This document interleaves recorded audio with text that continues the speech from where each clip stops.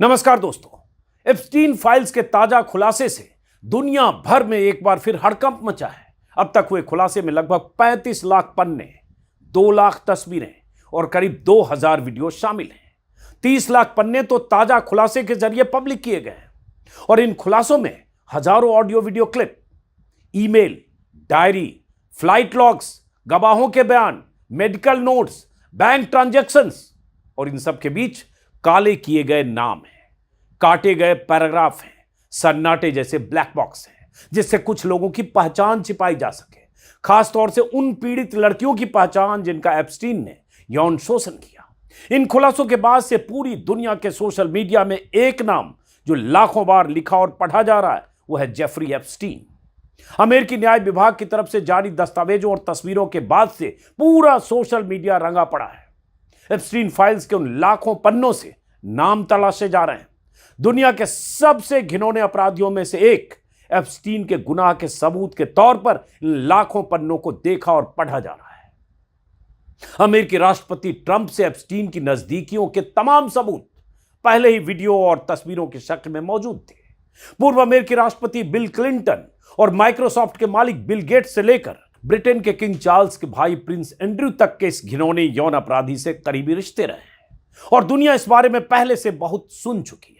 लेकिन अब इन लाखों पन्नों में कुछ नए सबूत, कुछ नए नाम सामने आ गए। Email, flight log, medical note से लेकर तस्वीरें गवाही दे रही है कि कैसे दुनिया के ये नामचीन चेहरे जेफरी एप्स्टीन की सेवाएं लेते थे या उसके करीबी दोस्तों की लिस्ट में शामिल थे, उसके प्राइवेट जेट से लेकर प्राइवेट बीच पर होने वाली अय्याशियों का हिस्सा बनते थे। लेकिन एप्स्टीन फाइल्स के ताजा खुलासे से एक बवाल भारत में भी बचा है। खासकर कांग्रेस पार्टी की तरफ से इस मुद्दे पर प्रधानमंत्री मोदी को लगातार कटघरे में खड़ा किया जा रहा है और जवाब मांगा जा रहा है। कांग्रेस ने एप्स्टीन फाइल्स के खुलासे में प्रधानमंत्री मोदी के जिक्र को मुद्दा बनाया है। इसमें एक ईमेल का जिक्र है जो बाल यौन अपराधी और मानव तस्कर जेफरी एप्स्टीन ने 9 जुलाई 2017 को लिखी थी। उस मेल में जेफरी ने लिखा था, भारतीय पीएम ने सलाह ली, अंग्रेजी में जिसका हिंदी तर्जुमा है, भारतीय पीएम ने सलाह ली और अमेरिकी राष्ट्रपति के फायदे के लिए इजराइल में डांस किया और गाया। वो कुछ हफ्ते पहले मिले थे, ये काम कर गया। एप्स्टीन फाइल्स में इस मेल के खुलासे को लेकर कांग्रेस बहुत आक्रामक है। सुनिए जरा सुप्रिया श्रीनेत क्या आरोप लगा रही हैं। एप्स्टीन फाइल्स में अब भारत के प्रधानमंत्री नरेंद्र मोदी का नाम आ गया है। अमेरिका के सीरियल रेपिस्ट, बाल यौन शोषण के अपराधी, मानव तस्करी के अपराधी जेफरी एप्स्टीन ने 9 जुलाई 2017 को एक मेल में लिखा, the Indian prime minister Modi took advice and danced and sang in Israel for the benefit of the US president. They had met a few weeks ago. It worked. मतलब Epstein का साफ कहना है कि नरेंद्र मोदी ने मुझसे सलाह ली और अमेरिकी राष्ट्रपति के किसी फायदे के लिए इजराइल में जाकर नाचे और गाए और यह काम कर गया। कुछ तारीखें सुनिएगा। प्रधानमंत्री मोदी 4 से 6 जुलाई 2017 के बीच इजराइल के दौरे पर थे और एप्स्टीन ने यह मेल उसके ठीक 3 दिन बाद लिखा। इजराइल दौरे से पहले 25 से 26 जून 2017 में मोदी अमेरिकी राष्ट्रपति ट्रंप से मिलने अमेरिका गए थे। इन कड़ियों को जोड़िए तो समझ में आता है कि मोदी जून 2017 में अमेरिका गए, वहां एप्स्टीन की सलाह ली और इसके एक हफ्ते बाद 4 से 6 जुलाई वो इजराइल पहुंचे, जहां पर सलाह के मुताबिक वो नाचे गाए और उनका काम हो गया। मतलब साफ है कि प्रधानमंत्री मोदी का जेफरी एप्स्टीन के साथ एक गहरा और शायद पुराना नाता है जो भारत के लिए शर्मनाक है। कांग्रेस की तरफ से अब यह सवाल पूछा जा रहा है कि मोदी जेफरी एप्स्टीन से कैसी सलाह ले रहे थे, मोदी अमेरिकी राष्ट्रपति ट्रंप के किस फायदे के लिए इजराइल में नाच गा रहे थे। और एप्स्टीन ने लिखा है इट वर्कड, तो इसका मतलब क्या है। कांग्रेस के इन आरोपों के बाद सोशल मीडिया में सैकड़ों लोग ये सवाल उठा रहे हैं। इस बीच विदेश मंत्रालय की तरफ से एक सधा हुआ सीधा जवाब भी आ गया है। विदेश मंत्रालय ने इन आरोपों को खारिज करते हुए कहा कि जुलाई 2017 में प्रधानमंत्री की इजराइल की आधिकारिक यात्रा के अलावा ईमेल में बाकी बातें एक अपराधी की बेकार सी बकवास से ज्यादा कुछ भी नहीं है। एमईए के प्रवक्ता रणधीर जायसवाल ने क्या कहा, सुनिए। हमने तथाकथित एप्स्टीन फाइल्स के एक ईमेल मैसेज की रिपोर्ट देखी है जिसमें प्रधानमंत्री और उनके इजरायल यात्रा का जिक्र है।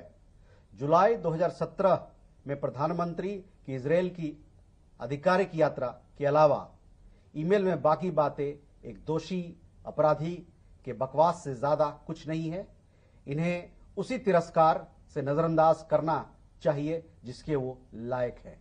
इसमें कोई शक नहीं कि अमेरिका के कुख्यात यौन अपराधी जेफरी एप्स्टीन से पीएम के रिश्ते कतई वैसे नहीं थे जैसे Trump, Bill Gates, bill Clinton या प्रिंस एंड्रयू के थे या और बहुत सारी हस्तियों के थे।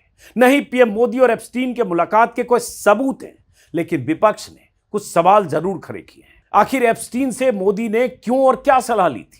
हालांकि कुछ सेकंड के वीडियो और कुछ लाइनों के बयान के साथ सरकार की तरफ से जवाब तो आ गया है, लेकिन कांग्रेस की तरफ से सवालों की झड़ी लगा दी गई है। लगातार कांग्रेस के प्रवक्ता हमलावर हैं।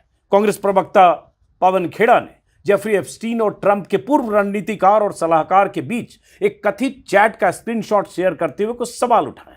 खेड़ा ने कल देर शाम 7:22 पर अपने ट्विटर यानी एक्स पर लिखा, 24 मई 2019 को नरेंद्र मोदी भारत के प्रधानमंत्री के रूप में दूसरी बार शपथ लेने के कुछ ही दिन पहले जेफरी एप्स्टीन ने स्टीव बैनन को बताया। स्टीव बैनन ट्रंप के सलाहकार थे, रणनीतिकार थे, व्हाइट हाउस से उनका करीबी रिश्ता था, दूसरी बार जब प्रेसिडेंट बने उसके पहले भी। स्टीव बैनन को बताया कि उसकी मोदी से एक दिलचस्प बैठक हुई थी। मोदी ने उसे बताया कि वाशिंगटन के लिए कहा गया, मैं कोई उससे बात नहीं करता। मोदी ने उसे बताया कि मुख्य दुश्मन चीन है और क्षेत्र में उसका proxy Pakistan. Modi Steve Bannon के विजन से पूरी तरह सहमत हैं। स्टीव बैनन को मोदी से मिलना चाहिए और एप्स्टीन इसे सेट कर सकता है। पवन खेड़ा ने आगे लिखा, इस वार्तालाप से कुछ प्रासंगिक सवाल उठते हैं। 2019 के चुनाव के ठीक आसपास मोदी एक बदनाम अमेरिकी जेफरी एप्स्टीन से क्यों मिल रहे थे? जब वाश में कोई उनसे मिलने बात करने की परवाह न करता हो तो मोदी द अमेरिका के साथ अपनी दोस्ती के बारे में देश में क्यों झूठ बोल रहे थे? गालवान संकट के 1 साल बाद उन्होंने अपने मुख्य दुश्मन चीन को क्यों क्लीन चिट दे दी? हालांकि इसमें कोई क्लीन चिट जैसी बात है नहीं, अगर ये इसको मान लें कि इसके आधार पर आरोप है तो भी। अमेरिकी मीडिया कार्यकारी रणनीतिकार पंडित स्टीव बैनन से किस विजन से मोदी सहमत हैं? क्या स्टीव बैनन और मोदी के बीच यह प्रस्तावित बैठक हुई? इसमें क्या चर्चा हुई? और अमेरिकी न्याय विभाग की वेबसाइट के दस्तावेज का लिंक पवन खेड़ा ने लगाया है। जाहिर है कांग्रेस के इन आरोपों के बाद, क्योंकि जेफरी एप्स्टीन की फाइल में किसी भी रूप में नाम आना अपने आप सवालों के घेरे में होना है। हालांकि बीजेपी लगातार अब मुखर तौर पर कांग्रेस का जवाब देने के लिए मैदान में आ गई है। बीजेपी सांसद संबित पात्रा ने कांग्रेस के आरोपों को सिरे से खारिज करते हुए जवाब दिया है। संबित पात्रा ने कहा कि जेफरी एप्स्टीन, जिसके नाम से एप्स्टीन फाइल्स चलती है, वो एप्स्टीन फाइल्स का खुलासा हुआ है। जेफरी एप्स्टीन एक ऐसा व्यक्ति था जो चाइल्ड ट्रैफिकर था, सेक्स ऑफेंडर था, जिसकी अपनी कोई क्रेडिबिलिटी नहीं थी और जिसे आखिरकार सजा मिली, जिसने फांसी लगाकर सुसाइड किया। उस व्यक्ति के एक ईमेल के माध्यम से, जिसमें जेफरी एप्स्टीन किसी और के साथ बातचीत कर रहा है, जिसमें दोनों ही डिस्क्रेडिटेड व्यक्ति हैं, दोनों ही ऐसे व्यक्ति हैं जिनके विषय में हमें कुछ पता नहीं, उस ईमेल को कांग्रेस पार्टी ने एडिट किया है। उस ईमेल में हिज एडवाइस, जहां हिज नहीं लिखा है वहां हिज शब्द जोड़कर दिखाने का प्रयास कांग्रेस पार्टी ने किया है। उस ईमेल में हिज मतलब HIS शब्द जोड़कर इस प्रकार से उसे चित्रित किया गया है मानो प्रधानमंत्री मोदी ने जेफरी एप्स्टीन से कोई सलाह ली थी। ईमेल में ऐसा नहीं है, लेकिन कांग्रेस पार्टी ने एडिट करके, फ्रॉड करके, 420 करके उसमें हिज शब्द जोड़ा है। यही कांग्रेस पार्टी का असली चेहरा है, ये कहकर उन्होंने संबित पात्रा ने जवाब दिया। NI पर उनका बयान आया है, जिसका शब्द से जो संबित पात्रा ने बयान दिया है वो आपको मैंने बताया। इसके अलावा बीजेपी IT सेल के मुखिया अमित मालवीय ने भी एक ट्वीट किया है, जिसमें अमित मालवीय ने कहा है कि कांग्रेस ने जो सनसनीखेज दावा किया है कि जेफरी एप्स्टीन ने लिखा था कि पीएम मोदी ने उनकी सलाह ली और इजराइल में नाच गाना किया ताकि अमेरिकी राष्ट्रपति को फायदा हो, ये पूरी तरह से तथ्यों को तोड़ा मरोड़ा गया है। एप्स्टीन के उन दस्तावेजों में जो अमेरिकी हाउस कमेटी ओवरसाइट कमेटी ने जारी किए, उसमें कहीं भी ये नहीं लिखा है कि पीएम मोदी ने एप्स्टीन से कभी ये सलाह ली। ना ही कोई नाच गाना का जिक्र है, ना ही इट वर्क जैसा कोई वाक्य है। मोदी और एप्स्टीन के बीच कोई सीधा या अप्रत्यक्ष संपर्क नहीं दिखता। इस तरह से उन्होंने खंडन किया है कि फैक्ट चेक करने वालों ने भी कन्फर्म किया है कि मोदी और एप्स्टीन के बीच कोई सलाह मशवरा या कनेक्शन का कोई सबूत नहीं है। मोदी का 2017 में इजराइल दौरा एक कूटनीतिक कदम था, डिफेंस, टेक्नोलॉजी और ट्रेड पर फोकस था। ये प्रोपेगेंडा है, एक तरह से उन्होंने कहा ये प्रोपेगेंडा है। मिस इन्फॉर्मेशन को राजनीतिक फायदे की तरह के लिए विपक्ष ये फैला रहा है। तो ये उनका पहलू है। अब हालांकि मैं उम्मीद करूंगा कि बीजेपी की तरफ से सीनियर लीडरशिप की तरफ से इनका पक्ष और आना चाहिए। हालांकि प्रवक्ता और आईटी सेल का आ गया, लेकिन आरोप प्रत्यारोप अपनी जगह लग रहे हैं। भारत के सियासी हलके में ऐसे मामलों में आरोप प्रत्यारोप लगेगा ही। अगर कहीं से कोई जिक्र हुआ तो प्रधानमंत्री मोदी का जिक्र हुआ या नाम आया या कोई स्क्रीनशॉट है या अमेरिकी न्याय विभाग की तरफ से जारी दस्तावेजों में किसी भी फॉर्म में अगर प्रधानमंत्री मोदी का नाम है तो जाहिर है विपक्ष इसे मुद्दा बनाएगा। लेकिन आज दुनिया भर में एप्स्टीन की चर्चा और तमाम वजहों से भी हो रही है। लाखों लोग एप्स्टीन फाइल्स में दर्ज नामों और उसके कारनामों पर लिख बोल रहे हैं। एप्स्टीन आज इस दुनिया में नहीं है, लेकिन उसके घिनौने कारनामों के लाखों दस्तावेज गूगल में अब दर्ज हो गए। एक मामूली से परिवार के लड़के जेफरी एप्स्टीन के अरबपति अय्याश और डील मेकर बनने की कहानी जितनी रहस्यमय है, उतनी ही उसकी मौत भी। अगस्त 2019 में न्यूयॉर्क की हाई सिक्योरिटी जेल से एक सुबह खबर आती है कि जेफरी एप्स्टीन मर चुका है। सरकारी बयान आता है कि उसने आत्महत्या कर ली, लेकिन सवाल पैदा होते हैं कि इतनी सिक्योरिटी में उसने आत्महत्या कैसे कर ली। खबर आई कि उसके सेल के आसपास कैमरे बंद थे, गार्ड उसी वक्त सो रहे थे जिस वक्त वो खुदकुशी कर रहा था, यानी निगरानी फेल थी, और उसने इसका फायदा उठाकर खुद को खत्म कर लिया। इतना बड़ा सिस्टम फेल्योर क्या इसलिए हुआ कि जेफरी आराम से हाई सिक्योरिटी जेल में खुदकुशी कर ले? आज भी यह सवाल जिंदा है कि जेफरी खुद मरा या मारा गया, क्या हुआ? जेल रिकॉर्ड और सीसीटीवी फुटेज की गहराई से जांच करने के बाद कुछ मीडिया रिपोर्ट्स में कहा गया कि सुरक्षा प्रोटोकॉल का पालन नहीं हुआ था। सवाल उठे कि हाई सिक्योरिटी जेल में आखिर कैसे जेफरी एप्स्टीन अकेले लाकर अपनी जान उसने दे दी। ऐसे तमाम सवाल उठे, और जैसा कि मैंने कहा, हजारों नहीं लाखों पन्ने जेफरी एप्स्टीन पर लिखे जा चुके हैं। अगर आपको इंटरेस्ट है तो नेटफ्लिक्स पर देखिएगा। जेफरी एप्स्टीन को लेकर भी एक डॉक्यूमेंट्री है, और एक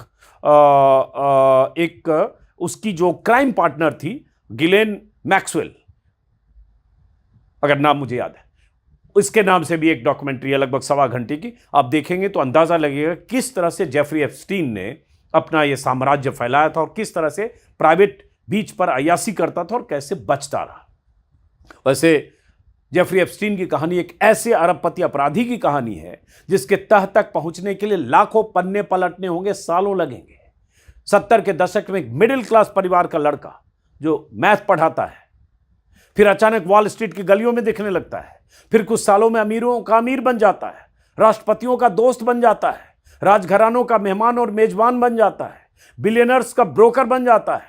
न्यूयॉर्क के मैनहट्टन में हवेली से लेकर फ्लोरिडा में बीच हाउस से लेकर पेरिस और न्यू मैक्सिको में आलिशान मेंशन का मालिक बन जाता है, और फिर एक private island Little Saint James का मालिक बन जाता है। उस आइलैंड की तस्वीरें, वीडियो सब यूट्यूब पर और सोशल मीडिया पर मौजूद है, आप देख सकते हैं।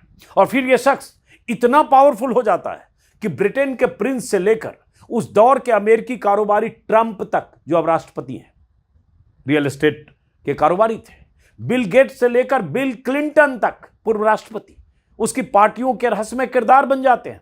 कई वीडियो सोशल मीडिया में वायरल हो रहे हैं, उसकी पार्टी चल रही है, कई लड़कियां हैं, क्योंकि यही कहा जाता था और यही सबूत है कि कम उम्र की लड़कियां, नाबालिग लड़कियां कैसे फंसाकर जेफरी एप्स्टीन के उस खेमे में लाया जाता था या उसकी पार्टियों में लाया जाता था।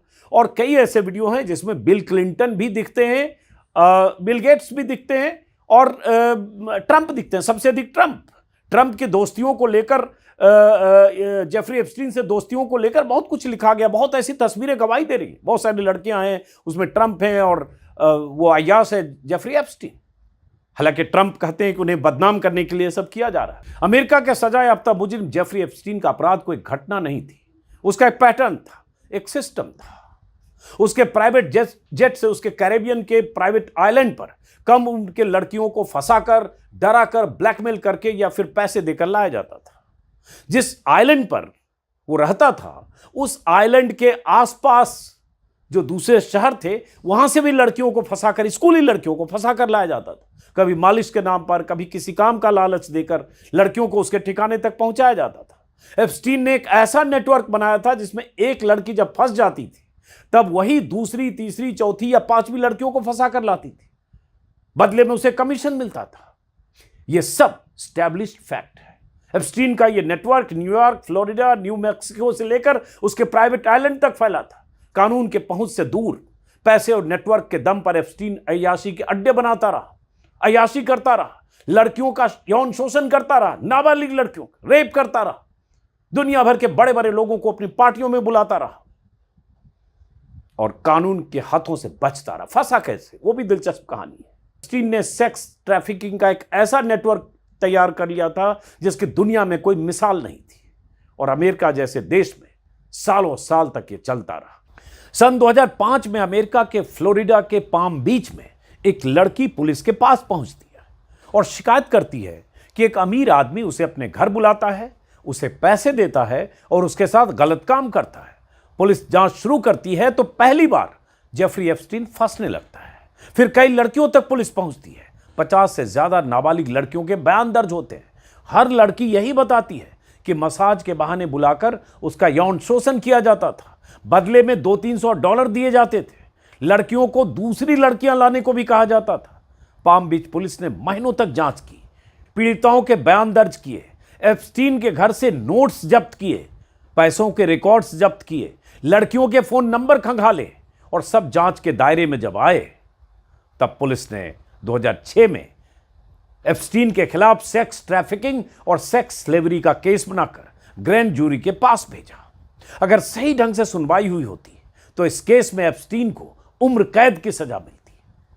लेकिन एप्स्टीन ताकतवर आदमी, अमेरिका में ऊंचे ऊंचे पदों पर बैठे लोग, उसके अय्याशियों में उसके पार्टनर बनने वाले तमाम बड़े बड़े लोग, और स्थिति यह हो गई कि पीड़िताएं एक तरफ और एप्स्टीन के पक्ष में अमेरिका के ताकतवर वकील दूसरी तरफ। भीतर ही भीतर कोई बड़ी डील पर सहमति हो गई। एप्स्टीन और अमेरिकी अभियोजकों के बीच एक गोपनीय समझौता हो गया, सीक्रेट प्ली डील।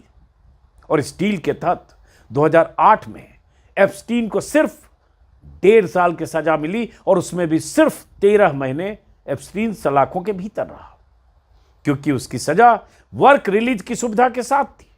एप्स्टीन इस प्ली डील के तहत दिन में सिर्फ 12 घंटे जेल में रहता था, 24 घंटे में 12 घंटे, और 12 घंटे पूरे दिन बाहर रहता था, अपना काम करता था, अपने गोरख धंधे में लगा रहता था, अय्याशियां भी करता होगा, जेल में सिर्फ सोने आता था। सोचिए, अमेरिका जैसे देश में एप्स्टीन ने इतने आरोपों, इतने सबूतों के बाद यह सुविधा हासिल कर ली थी। कई बार ऐसी खबरें आई कि जेल से ज्यादा वक्त एप्स्टीन अपने घर पर बिताता था। पीड़ित लड़कियों ने अपनी आवाज बुलंद की, लेकिन उनकी नहीं सुनी गई। 2009 में एप्स्टीन जेल से आकर फिर वैसे ही प्राइवेट प्लेन और प्राइवेट आइलैंड पर वही सब करने लगा जिसकी वजह से उसे जेल भेजा गया था। 2008 की प्ली डील के बाद जेफरी एप्स्टीन खुलेआम घूमने लगा, जेल से बाहर आकर। New York, Paris, London, private jet, private island, सब कुछ वैसा ही था जैसे कुछ हुआ ना हो। लेकिन 2018 के आखिर में एक चीज बदली। अमेरिकी अखबार मियामी हेराल्ड की पत्रकार जूली के ब्राउन ने एक सीरीज छापी, परवर्जन ऑफ जस्टिस। पुरानी पीड़िताएं सामने आई, बताया कि कैसे उन्हें चुप कराया गया और कैसे 2008 की डील ने जेफरी के अपराध को ढक दिया। इस रिपोर्ट ने फेडरल सिस्टम को शर्मिंदा कर दिया, हिला दिया। अमेरिका में हंगामा मच गया। यह है मीडिया की ताकत। और इस रिपोर्ट से खुलासा हुआ कि कैसे सीक्रेट डील, गुप्त डील की गई और पीड़ित लड़कियों को अंधेरे में रखा गया।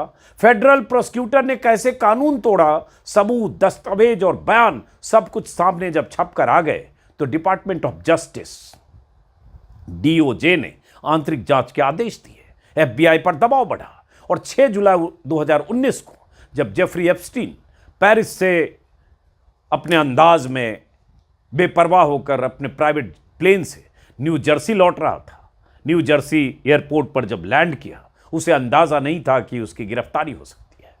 लेकिन उसी दिन उसकी गिरफ्तारी हो गई। उसके बाद दनादन उसके मेंशन और आइलैंड पर छापे मारे गए, हजारों तस्वीरें जब्त हुई, कंप्यूटर, तमाम तरह के सबूत जब्त हुए। और वही जो बहुत कुछ जब्त हुए वही अब एप्स्टीन फाइल्स में सामने आ रहे हैं। सेक्स ट्रैफिकिंग ऑफ माइनर्स के आरोपों और सबूतों के साथ जेफरी का ट्रायल शुरू हुआ। अगर ट्रायल पूरा चला होता और पूरा हुआ होता तो उसे 45 साल तक की सजा हो सकती थी। लेकिन 10 अगस्त 2019 को ट्रायल शुरू होने से पहले ही न्यूयॉर्क की एमसीसी जेल में उसकी मौत हो गई, रहस्यमय मौत जिसका जिक्र मैंने शुरू में किया। जिसको लेकर आज भी सवाल है कि उसने खुदकुशी की या कुछ और ऐसी चीज हुई जिसके बारे में किसी को पता नहीं। जैसे ही उसकी मौत, जेफरी की मौत हुई, वैसे क्रिमिनल केस अपने आप खत्म हो गया, क्योंकि जो आरोपी था, दोषी था, वो जिंदा नहीं रहा।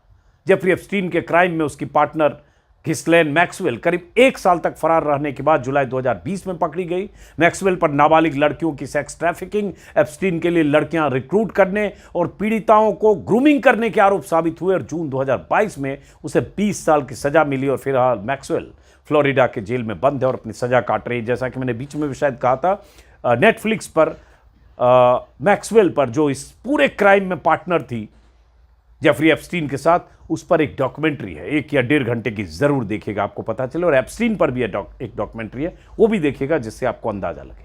और उसके बाद जो पीड़िताएं थी, जो वो दर्जनों लड़कियां थी, उन्होंने अपनी लड़ाई लगातार जारी रखी। लगातार अमेरिकी न्याय विभाग के सामने याचिकाएं दायर की गई, मीडिया हाउसेज की तरफ से याचिका दायर की गई कि जो जेफरी एप्स्टीन की फाइल है, जो तमाम सबूत हैं, जो जानकारियां हैं, जो तस्वीरें हैं, जो वीडियो है, जो फ्लाइट लॉग्स हैं, जो मेल हैं, जिससे उसके घिनौने कारनामे सार्वजनिक हो सकते हैं, उन्हें सीक्रेट डॉक्यूमेंट के तौर पर, सीलबंद डॉक्यूमेंट के तौर पर रखने की वजह सार्वजनिक किया जाए। और लंबी सुनवाई के बाद कुछ हिस्से पहले सार्वजनिक हुए थे और बाकी अभी 30 लाख पन्ने, जैसा कि मैंने कहा, अभी सार्वजनिक हुए कुल 35 लाख। और जब ये पन्ने सार्वजनिक हुए हैं, ये तस्वीरें सार्वजनिक हुई हैं, तब अमेरिका के कई नामचीन चेहरों का मुंह भी काला हुआ। और सबसे अधिक ट्रंप, अमेरिकी प्रेसिडेंट, 90 के दशक से लेकर और 2002-3 के पहले तक कई पार्टियों में जेफरी एप्स्टीन के साथ देखे गए। उनके प्राइवेट आइलैंड, उनके प्राइवेट जेट, उनकी प्राइवेट पार्टी, और कई लड़कियां जो नाबालिग लड़कियों के साथ उस महफिल में ट्रंप देखे जाते रहे। बल्कि मेरे ख्याल से शायद 2002 या उसके पहले ट्रंप ने एक इंटरव्यू में तारीफ भी की थी जेफरी एप्स्टीन की, एक इंटरव्यू में। और बाद के दिनों में, हाल के सालों में, वो कहते रहे कि मेरा अब कोई रिश्ता नहीं है, या अब तो खैर अब जेफरी एप्स्टीन इस दुनिया में नहीं है। बाद में वो सफाई देते रहे और अब भी कहते हैं कि उन्हें फंसाया गया। लेकिन जेफरी एप्स्टीन जैसे शख्स से दोस्ती, निकटता, उसके अय्याशी के अड्डों पर होना, उसकी पार्टियों में होना, और जो उसका कैरेक्टर, जो उसका कारनामा था और जिस तरह की हरकतें करता था, जिस पर ये लाखों पन्ने रंगे हुए हैं, उससे अगर इतनी दोस्ती ट्रंप की थी तो मतलब आप समझ सकते हैं। इसलिए अमेरिका में इस पर बहुत सवाल उठ रहे हैं, लेकिन उन सवालों को दफन करने के लिए ट्रंप अपनी ताकत के दम पर सत्ता पर काबिज है। चलिए, फिलहाल चूंकि जेफरी एप्स्टीन की कहानी में इतना कुछ है कि ये 20 मिनट 25 मिनट के वीडियो तो छोड़िए, 5 घंटे में भी उसकी कहानी को समेटा नहीं जा सकता है। फिलहाल इस वीडियो को खत्म करते हैं। पढ़िए, समझिए कि कैसे एक दलाल किस्म का आदमी, एक पावर ब्रोकर, एक सत्ता के करीब पहुंचकर बिलियनर हुआ शख्स, अरबपति हुआ शख्स, किस तरह से किस तरह की हरकतें करता है और कैसे अय्याशी के अड्डे बनाता है, प्राइवेट बीच और प्राइवेट जेट की सुविधा बड़े बड़े लोगों को मुहैया कराता है, और उसके बाद कैसे अमेरिका जैसे देश में सीक्रेट डील के बहाने, सीक्रेट डील की आड़ में छूट जाता है और अंत में उसे इस दुनिया से दफा होना पड़ता है, चाहे जैसे भी हो। फिलहाल नमस्कार।